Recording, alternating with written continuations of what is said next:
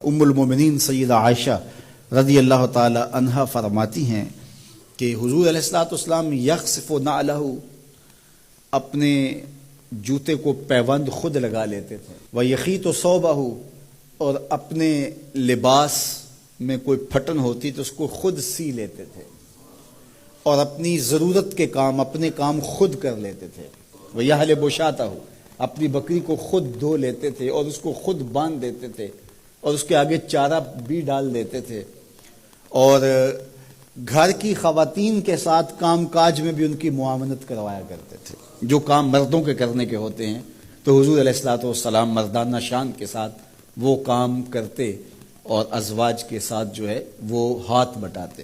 ام المومنین فرماتی ہیں گھر ہوتے تو ہمارے ساتھ کام کاج میں حضور ہماری مدد فرماتے، اور جو ہی اذان ہوتی تو حضور جلدی سے مسجد میں تشریف لے جاتے۔ تو یہ میرے اور آپ کے آقا و مولا حضور ختم المرتبت صلی اللہ علیہ وآلہ وسلم کی زندگی، نجی زندگی دیکھیں، گھریلو زندگی دیکھیں، ازواج مطہرات کے ساتھ حضور کا سلوک دیکھیں، حضور کا رویہ دیکھیں۔ حضور کا جب وصال ہوا تو اس وقت حضور کے نکاح میں 9 ازواج تھی، 9 ازواج میں سے ایک کو بھی حضور پہ کوئی شکایت نہیں تھی۔ یہ بات کہہ دینا بڑا آسان ہے، لیکن عملاً بہت کم لوگوں کے ساتھ ایسا ہوتا ہے۔ لیکن حضور جب وصال کرتے ہیں تو 9 ازواج ہیں، ان میں سے ایک کو بھی حضور پر کوئی شکایت نہیں ہے۔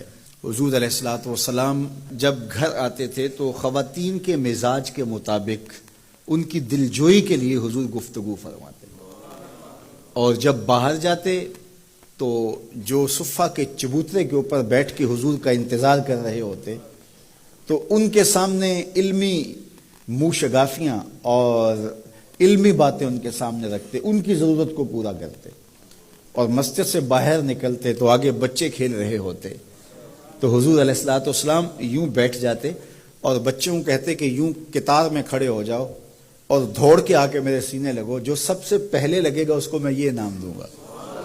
تو بچے دوڑ کے آ کے حضور سے لپٹتے، کوئی سینے سے لپٹ جاتا، کوئی کندھوں سے لپٹ جاتا، اور آقا کریم ان سے شفقت فرماتے۔ تو بچوں کے ساتھ حضور علیہ السلام کا رویہ یہ خوبصورت، بچوں کو سلام کرنے میں پہل کرتے۔ تو یہ میرے حضور کا دیا ہوا نظام ہے۔ یا کل مع خادم، حضور نوکر کے ساتھ کھانا کھانے بیٹھ جاتے تھے۔ حضور علیہ الصلوۃ والسلام لوگوں کا جھوٹا بھی لے لیتے تھے، یہ حضور کا خوبصورت رویہ۔ تو یہ تھا حضور کی سیرت کا وہ جمال اور حضور کی سیرت کا وہ رنگ۔ آپ اپنے ساتھیوں کو ترجیح دیں، پہلے ان کو پیش کریں اور ان کے ساتھ بیٹھ کے کھائیں، ان کا جوٹا لیں۔ مومن کے جوٹے میں شفا رکھی گئی ہے، تو یہ مسئلہ اوروں کے لیے نہیں ہے کہ پیر صاحب کے جوٹے میں شفا ہے، مرید صاحب کے جوٹے میں بھی شفا ہے۔ جب مومن ہے، جب کلمہ حضور کا وہ بھی پڑھتا ہے تو اس کے جوٹے میں بھی شفا ہے، چاہے وہ مزدور ہے چاہے وہ غریب ہے، لیکن اس کے جوٹے میں بھی شفا رکھی گئی ہے۔ تو جب سور المومن، مومن کے جوٹے میں شفا ہے تو وہ مومن جہاں بھی ہوگا، جہاں بھی ایمان پایا جائے گا، اس کے جوٹے کے اندر شفا ہوگی۔ تو حضور نے 71 آدمیوں کا جوٹا لیا، کونین کا سردار ہو کے، اللہ اکبر، عرشوں کا راہی ہو کے، نبیوں کا سردار ہو کے، شہنشاہوں کا شہنشاہ ہو کے 71 آدمیوں کا جوٹا لے رہے ہیں۔ تو یہ حضور کی سیرت کے رنگ ہیں۔ تو آقا کریم علیہ الصلوۃ والسلام کا بتایا ہوا طریقہ، حضور کا طرز زندگی ہم اختیار کریں۔ تو اپنے کام خود کرتے تھے، اور جب حضور کسی مجلس میں ہوتے تو مختلف لوگ مختلف کاموں میں ہوتے تو حضور الگ نہ بیٹھے رہتے، حضور بھی کسی کام میں شامل ہوتے۔ ایک سفر پہ جب پڑاؤ ہوا تو کوئی جانور ذبح کرنے لگا، اور کوئی چولہا سیدھا کرنے لگا، اور کوئی اور کام کرنے لگا، تو حضور بھی ایک سمت چل دیے۔ تو لوگوں نے کہا حضرت آپ کدھر جا رہے ہیں؟ فرمایا علیہ جمع الحطب، میں لکڑیاں اکٹھی کر کے لاتا ہوں۔ تو عرض کی حضور ہم کس لیے، ہم نوکر ہیں آپ کے۔ تو حضور نے فرمایا میں یہ پسند نہیں کرتا کہ لوگ کام کریں اور میں معتبر بن کے بیٹھا رہوں۔ نبیوں کے امام ہو کر کے حضور نے بتایا کہ ہم اپنے کام خود کریں۔